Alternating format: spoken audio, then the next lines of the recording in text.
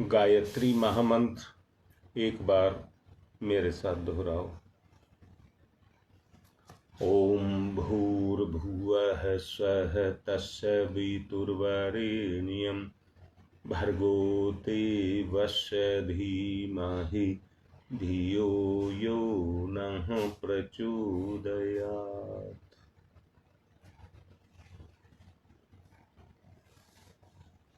बड़े अच्छे से एक बात देखने और समझने की आवश्यकता है। मेरा शरीर कहां से आया, मेरी आंखों में रोशनी कहां से आई, मेरे शरीर में प्राण कहां से आया, आदि आदि, बुद्धि कहां से आई, मन कहां से आया, इंद्रियां कहां से आई,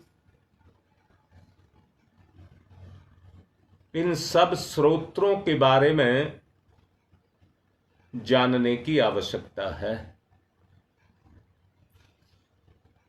अगर आपको धन की आवश्यकता है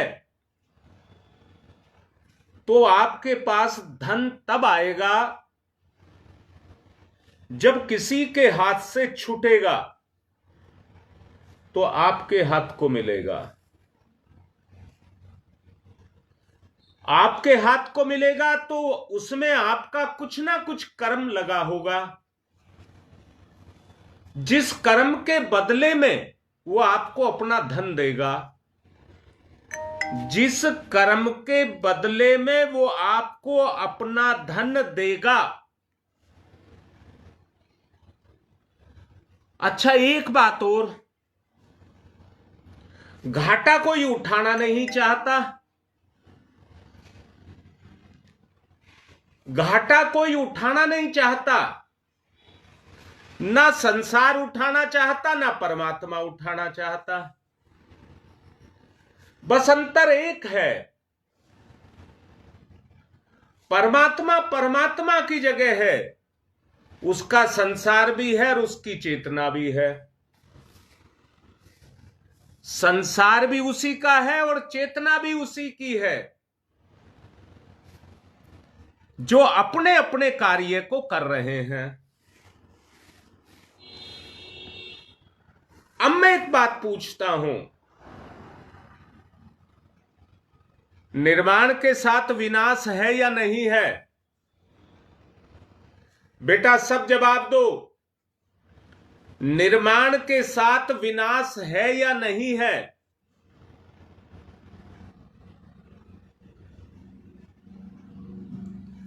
जो निर्माण आप करते हैं, निर्माण का श्रेय आपको मिलता है, उस कर्म के स्तर से आपको स्तर मिलता है। आप कितना ही सुंदर निर्माण करिए, परंतु उसका विनाश होना है, उसका विनाश होना है। अब मैं फिर से पूछता हूं, हां ये तो आपने ठीक बता दिया, निर्माण के पीछे विनाश है। अब विनाश मेरा है या संसार का है?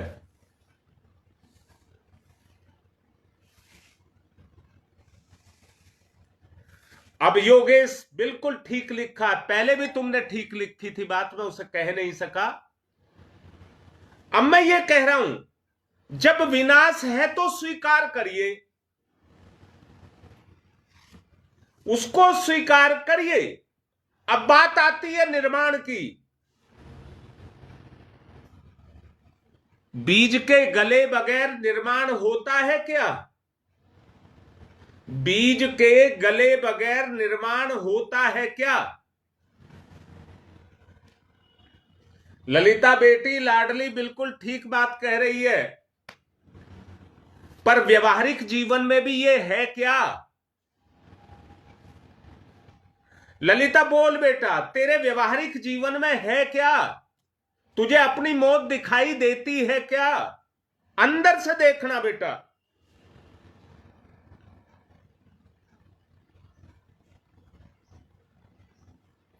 हाँ बेटा, अहंकार का भी है विनाश। फिर समझ बेटा, अगर अहंकार का विनाश है तो सत्य उसमें से प्रकट होगा कि नहीं होगा? अगर अहंकार का विनाश है तो उस अहम में से सत्य प्रकट होगा या नहीं होगा? हाँ राकेश, बिल्कुल ठीक बात है। परंतु मैं यहां एक बात कह रहा हूं, मैंने मौत को देखा है क्या? मैं मौत से अनभिज्ञ हूं क्या?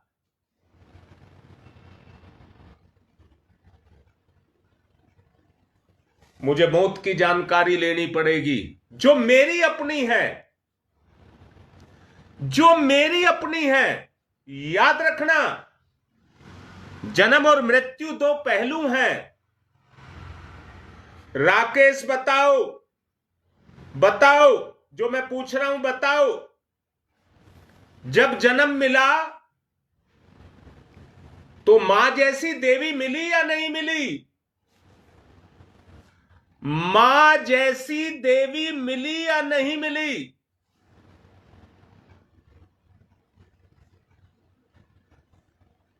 अगर कुकर्म करके जाओगे, ऐसे कर्म करके जाओगे जिसको मां स्वीकार ना करे,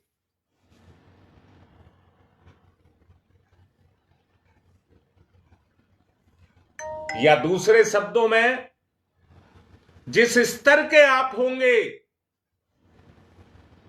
उसी स्तर का लगाव आपको मिलेगा। मरना कोई मरना नहीं है। ललिता बता बेटा, मैंने पूछा है तेरे से कई बार।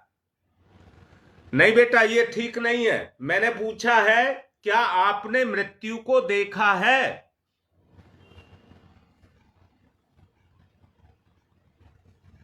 मेरा कहने का एक ही मतलब है, आप बिल्कुल, मैं जैसा अभी राकेश लिख रहा था, अहंकार मरेगा तो सत्य प्रकट होगा, और मृत्यु ही इस दुनिया का सबसे बड़ा सत्य है। जो सभी तरह की बीमारियां, सभी तरह की बीमारियां, दुख, कष्ट, कलेश सबको मिटाती है।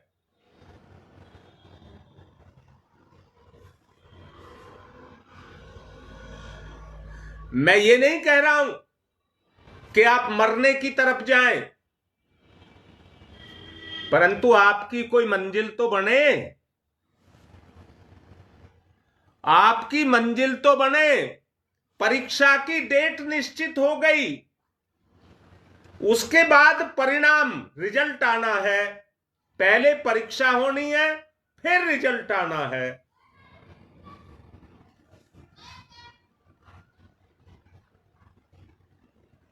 तो बेटा देखो, तुम्हारे जीवन में ही तुम्हारी मृत्यु छुपी हुई है। यहां एक बात बता रहा हूं, कहते हैं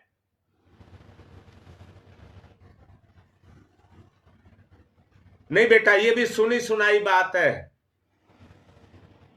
मृत्यु मेरी है तो मुझे देखनी है, किसी और को देखनी है? वो हमारी परछाई नहीं है, हमारी वास्तविकता है। कब? जब आप अपने स्वरूप में निखार लाएंगे,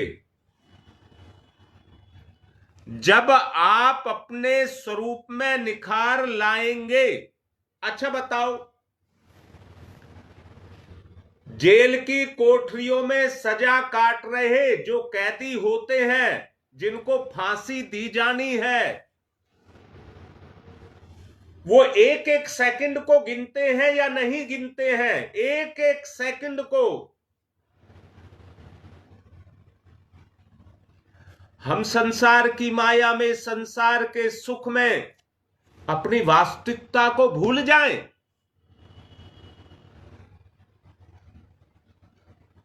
वहां पर सबका हमारा हिसाब होना है, सबका हिसाब होना है।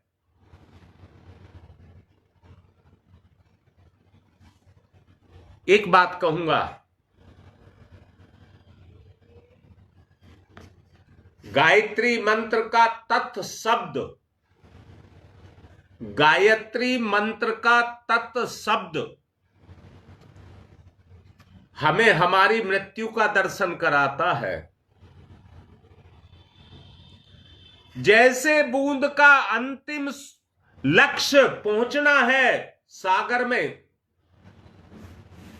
बूंद का जो अंतिम लक्ष्य है वो सागर में पहुंचना है।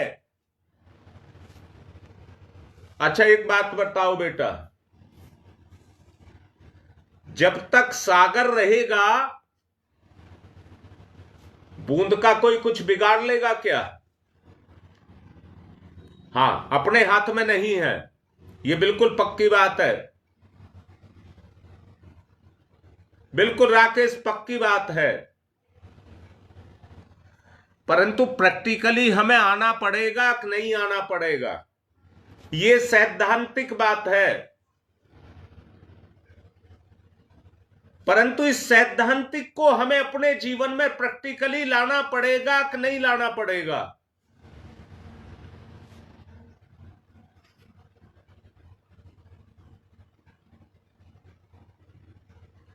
देखिए भगवान ने कैसा, राकेश देखिए कैसा डर बना करके रखा है।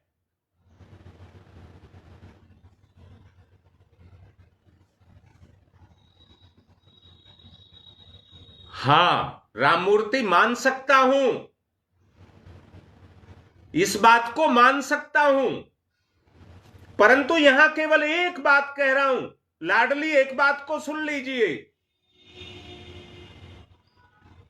जब आपको यह एहसास होने लग जाएगा, मुझे बताओ बच्चे का एग्जाम हो तो उसे एहसास नहीं होता, मेरा इम्तिहान नजदीक आ रहा है, मेरा इम्तिहान नजदीक आ रहा है। गिरती हुई उम्र, गिरता हुआ स्वास्थ्य, छूटता हुआ भोग भोजन, कमजोर पड़ती हुई इंद्रियां, ये आपको क्या सूचना दे रही हैं? ये आपको क्या सूचना दे रही हैं? अब शकुंतला यही बात कहता हूं, फिर तो आदमी यही कहेगा ना जो तुम कह रही हो, किसके लिए, क्यों किया जाए। मैंने अभी आपसे कहा था किसी के हाथ से धन छूटता है तो किसी के हाथ में जाता है, यह दुनिया का दस्तूर है। सागर अपने आप को जलाता है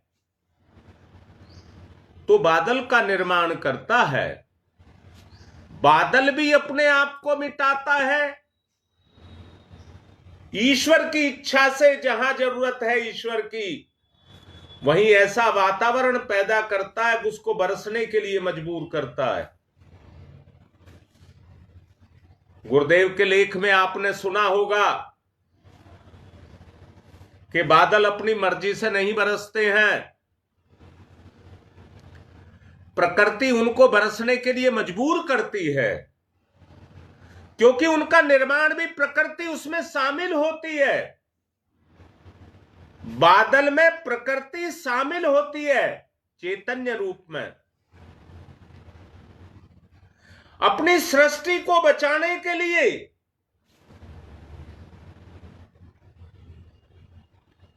पवन, बात समझ आ रही है बेटा? ये तो तुमने लिखा है,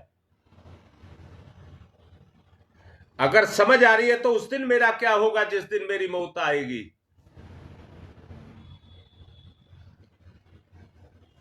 और मैंने एक बात बहुत पहले आपसे कही थी, मृत्यु के बाद आत्मा लाचार हो जाती है, निढाल हो जाती है, असहाय हो जाती है, मजबूर हो जाती है।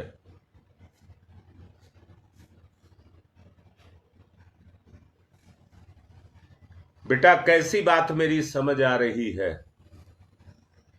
अच्छा, बीज के गले बगैर क्या पौधा उगता है?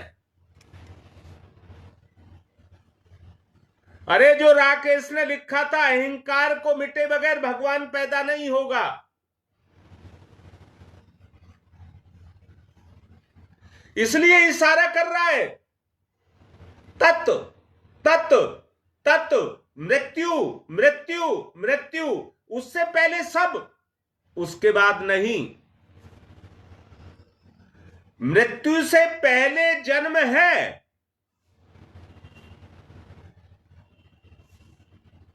परंतु मृत्यु के बाद जन्म नहीं है। यहां मैं एक बात, अगर आप सबको अच्छी लगे तो एक बात कहना चाहूंगा। आपका जन्म किससे हुआ है?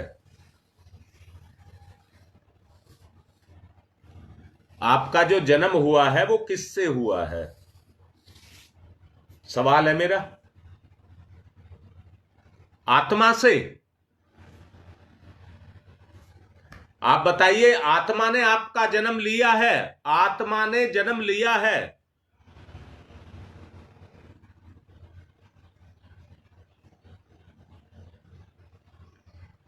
पवन बेटा, आत्मा तो अजन्मी है, शास्त्र कहते हैं। बेटा, आत्मा तो अजन्मी है, उसका कोई जन्म नहीं है। और जिसका जन्म नहीं है तो वो मरेगी भी नहीं।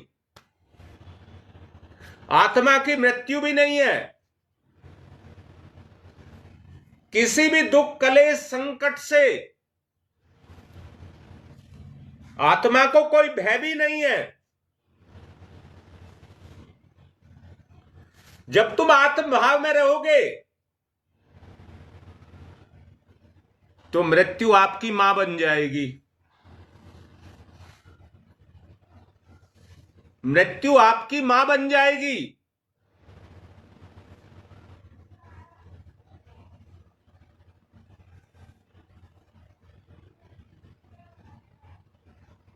हाँ सविता बेटा, बताऊंगा, अभी बताऊंगा। कुछ योगेश ने लिखा है, कुछ सविता ने लिखा है। बस बेटा, प्रवेश मात्र है वो आत्मा का। प्रकृति, जो प्रकृति है, उसको संतृप्त करने के लिए वो आकार को धारण करती है। बेटा, मैंने कल कहा था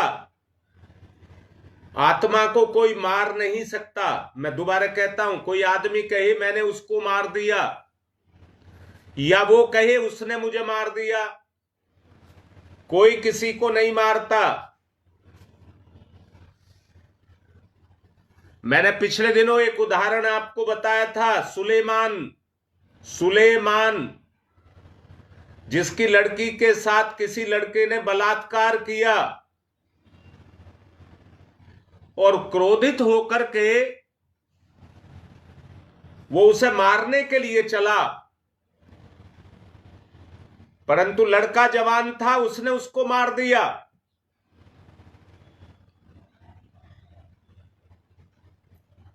उसने उसको मार दिया। जहां उसकी कब्र खोदी वहीं पर एक पीपल का पेड़ था। आत्मा में एक दृढ़ संकल्प जगा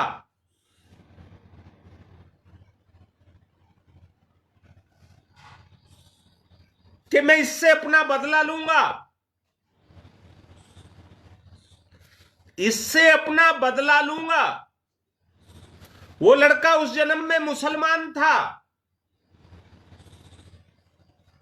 सुलेमान की आत्मा पीपल के पेड़ पर बैठी हुई रात दिन उसको निहारती, ढूंढती रही, ढूंढती रही, ढूंढती रही। 1000 साल के बाद में उसने किसी सिख परिवार में जन्म लिया और सिख परिवार में जन्म लेकर के वो भगवान का भक्त बन गया। भगवान का भक्त बन गया और एक दिन कर्म खींच करके ले जाता है। राकेश बोलो, गलत कह रहा हूं ठीक कह रहा हूं? आदमी का कर्म उसको खींच करके वहीं ले जाता है। जो घटना उसके साथ घटती है वो घट करके रहती है। अर्थात हमारे जीवन के पीछे एक समर्थ सत्ता काम कर रही है।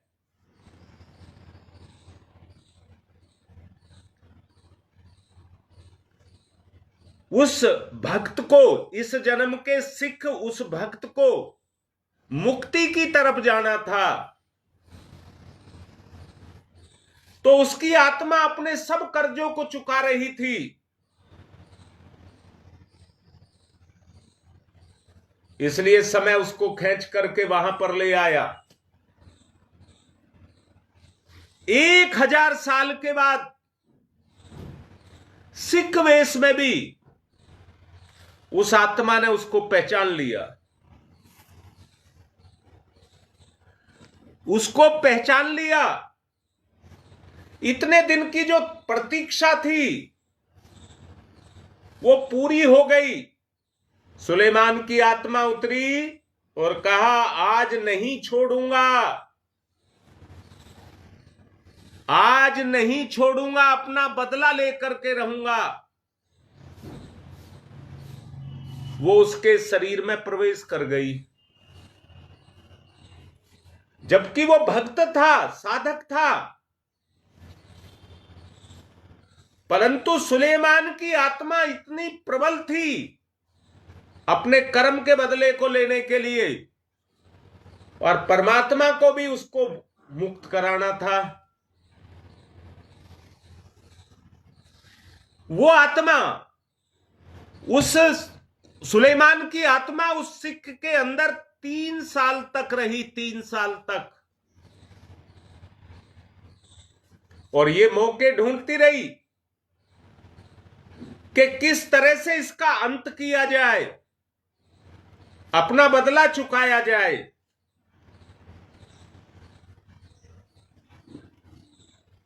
परंतु तपस्वी होने के कारण उस सिख की जो आत्मा थी, उसके कर्म को छुटाने के लिए एक बड़े धर्मगुरु के पास ले गई। वो इतने अंतर्दृष्टा थे कि उन्होंने उस लड़के को देखते के साथ ही पहचान लिया, सुलेमान की आत्मा को। सुलेमान की आत्मा को पहचान लिया। लड़के को पास बैठा करके उन्होंने कहा कि तुम्हारा उद्धार कर दूंगा, तुम्हारा उद्धार कर दूंगा। उस आत्मा को कहा, जो सुलेमान की आत्मा थी, आप इसको छोड़ दीजिए, नहीं तो तुम आपस में फंसे रहोगे। इसी तरह से कर्म का खेल चलता रहेगा। आज तुम सता रहे हो, इसके प्राण लोगे, कल ये तुम्हारे प्राण फिर लेगा। ये तो दुश्मनी का काम चलता रहेगा। सुलेमान की आत्मा मान गई। सुलेमान की आत्मा मान गई और उस संत ने उसको उस भाव से मुक्त कर दिया, उस भाव से मुक्त कर दिया। उधर सिख लड़का भी अपनी भक्ति में जाकर के लग गया, दोनों का उद्धार हो गया। अब मैं आपसे पूछना चाह रहा हूं, क्या हमारे कर्म हमें नहीं बांध करके रखते? हाँ राकेश, बाबू पीछा नहीं छोड़ते हैं, पीछा नहीं छोड़ते हैं। मुक्ति यदि चाहते हैं तो मृत्यु को याद रखना पड़ेगा। जीवन का जो हमारी मंजिल है, लक्ष्य है, मरना नहीं, मृत्यु को जीतना। मैंने कहा मृत्यु हमारी मां बन जाए, मृत्यु हमारी मां बन जाए।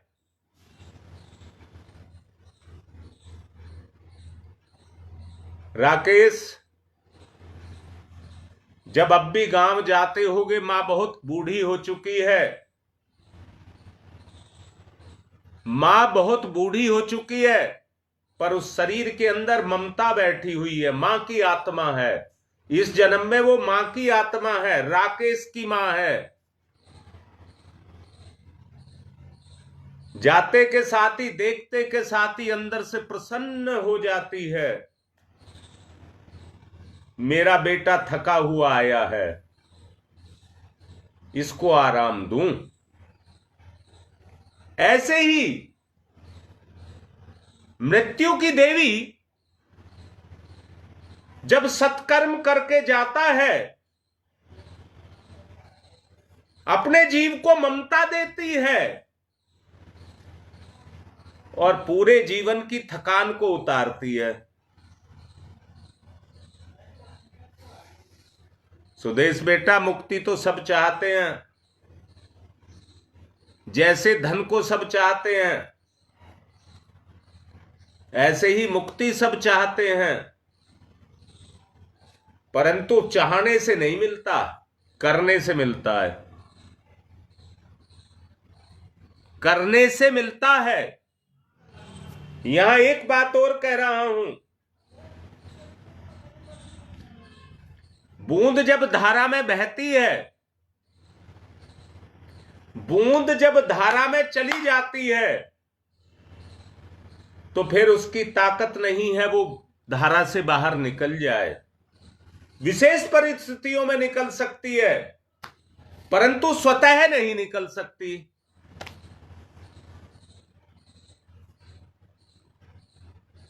इसलिए मैंने आपसे कहा था,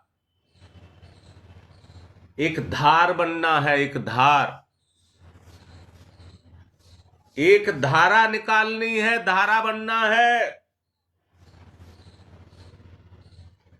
सचमुच यदि वृत्ति धारा में चली गई, आपकी वृत्ति, मैंने फिर से अपनी एक बात को पक्की करने के लिए दोबारा बोल रहा हूं, ना आत्मा का जन्म है और ना आत्मा मरती है।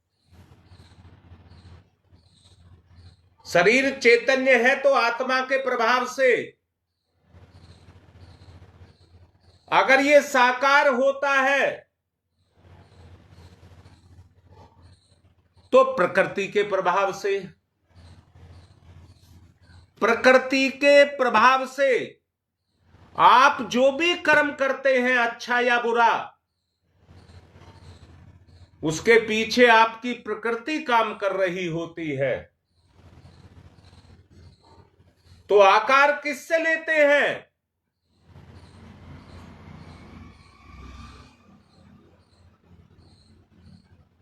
राकेश, किसी चीज की कमी आपके अंदर नहीं है। मेरी बात को सच में सच मानना, किसी चीज की कमी आपके अंदर नहीं है, बहुत भावनाशील है।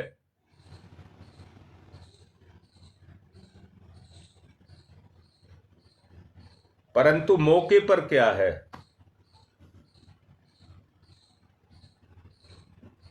हाँ योगेश, इसका निर्माण प्रकृति ने किया है, प्रकृति ने किया है, प्रकृति ने किया है।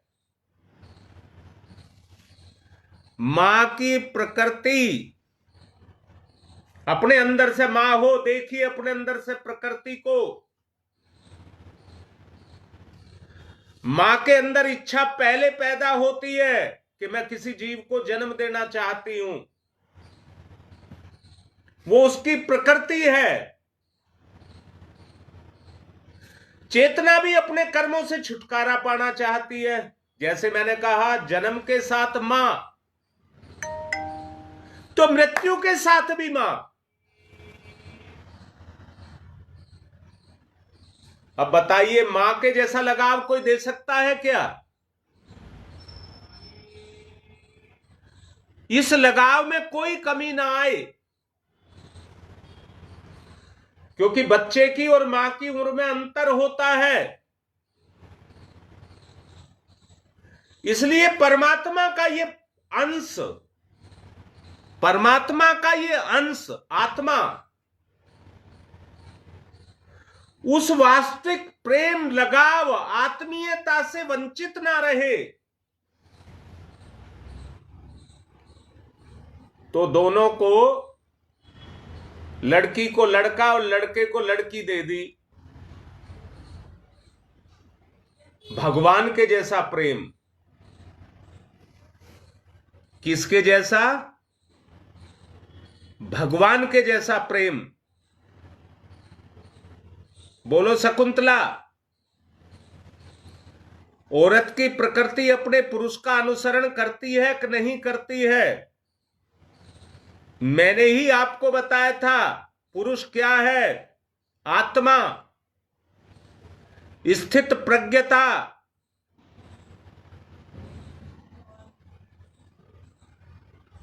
आत्मा ही स्थिर है, उसके निर्णय भी स्थिर हैं।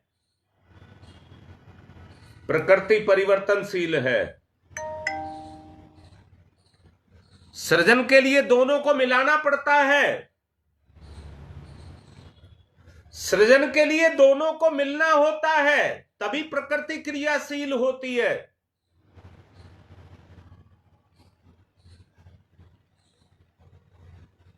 एक बात यहां बोल रहा हूं, भोग विलास, चोरी छीना, झपटी, डकैती, ये आत्मा के गुण नहीं है।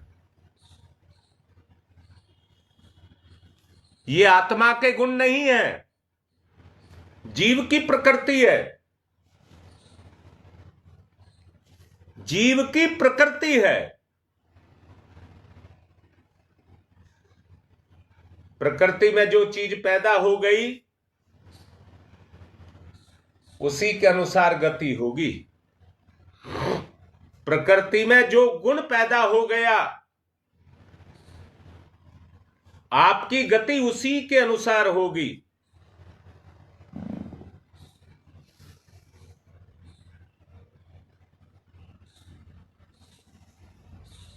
नहीं तो लटके रह जाओगे। अपनी चलाते रहिए। काल में छुपा हुआ प्रभाव गति कर रहा है। ऐसे कितने हैं जो समय का बहाना बनाते हैं। ऐसे कितने हैं जो कर्म की मजबूरी बताते हैं। सच ये है कि ना करने के बहाने बनाते हैं। ना करने के बहाने, दोबारा समझिए, उनकी प्रकृति उन्हें मजबूर करती है।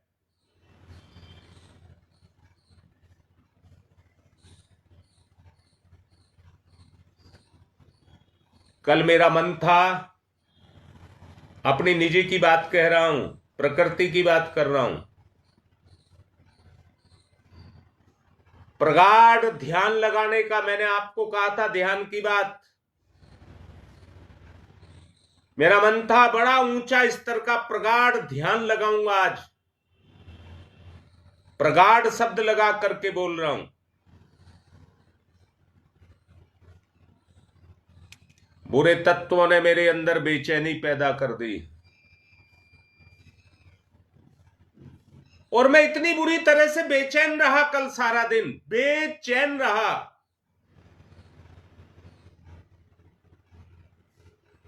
मन में यह आया, किसी यारे प्यारे से बात करूं जो मेरा अपना हो, जिसको मैं अपना मानूं, उनसे बात करूं।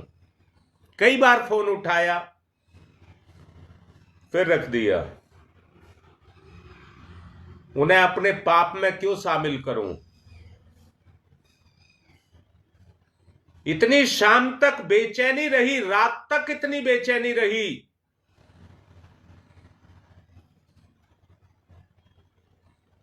सुबह उठने के बाद उसमें फर्क पड़ा, परंतु ये बेचैनी क्या मुझे कुछ सिखा के नहीं गई है? अपने अंदर की प्रकृति को देखिए। प्रकृति मुझे दूर ले जाना चाहती है, हटा देना चाहती है।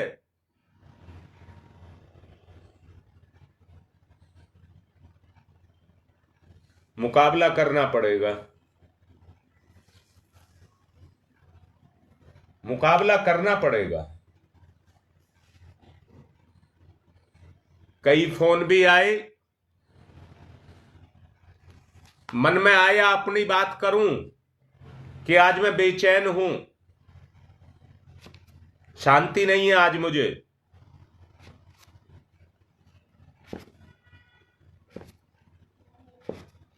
सुदेश यही कह रहा हूं, अपनी बात, वो मां के जैसा प्रेम, गायत्री मां के जैसा प्रेम। मैं ये कहता हूं, जलती हुई रग पर अगर कोई ठंडा ठंडा पानी डाल दे तो आत्मा को शांति मिलती है, पर वो रिश्ता कहां से लाऊं? वो कहां से लाऊं? अगर प्रवाह बनेगा, बहता हुआ पानी कभी गर्म नहीं होता, बहता हुआ पानी कभी गर्म नहीं होता। आपका जीवन भी गंगा के समान है, जो पर्वत से उतरा है। जीवन के लक्ष्य सागर की तरफ बह रहा है, सागर की तरफ बह रहा है। सागर अपनी हाथों को फैलाए, अपनी गोद को खोल करके उसको अपने अंदर समाने के लिए तैयार है।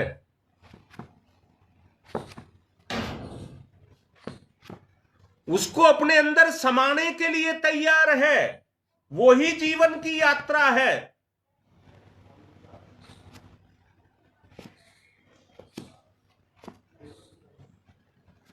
बिल्कुल पक्की बात है। मीरा को मुक्त कर दिया था उन्होंने।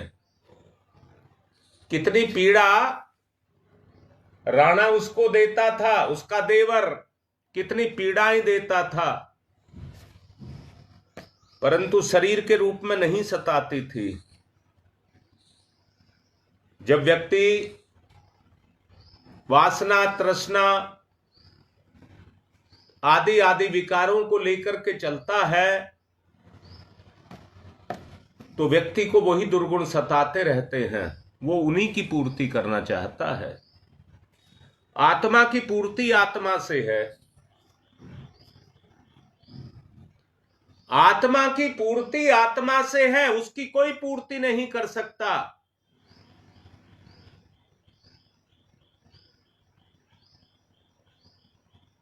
जी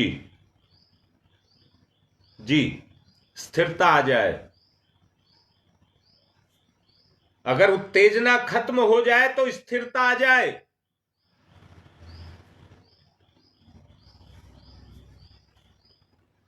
जब भी गायत्री मंत्र का जप करें और तत् कहें तो इस जीवन के अंदर मृत्यु छुपी है, जो मेरे लिए ढेर सारी खुशियां लेकर के आ रही है।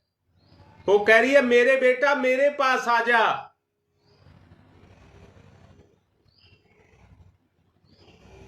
अपने आप में घुला करके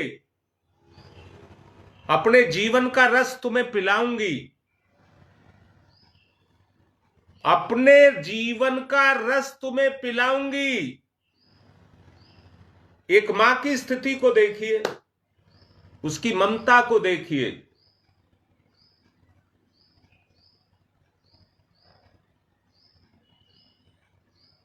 बेटा अगर वो होती तो ये पीड़ा भी नहीं उठती, फिर सामान्य जीवन हो रहता।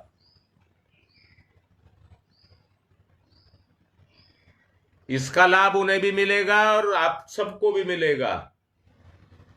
मैंने उनको खोया है, बलिदान किया है, अपना बलिदान करूंगा और तुम्हारा निर्माण करूंगा।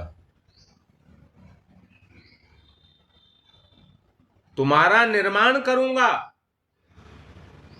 ये मेरा संकल्प है अंदर से। मैं तब तक अपना शरीर नहीं छोड़ना चाहता, मृत्यु को नहीं लेना चाहता। तुम्हारा निर्माण हो जाए।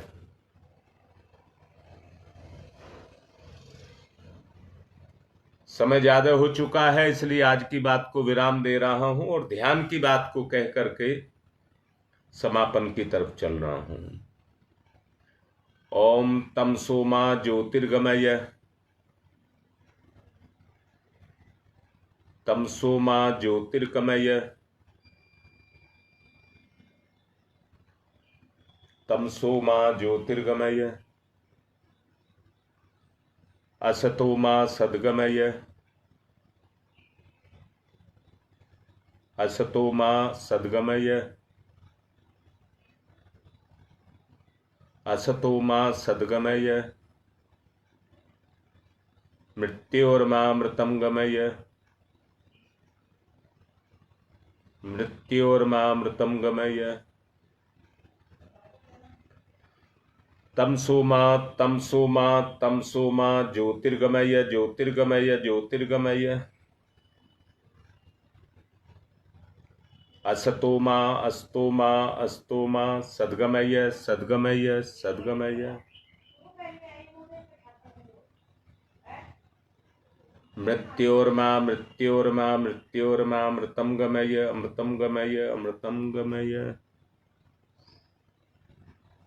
दोनों हाथ रगड़िए मुख पर, फिर आइए।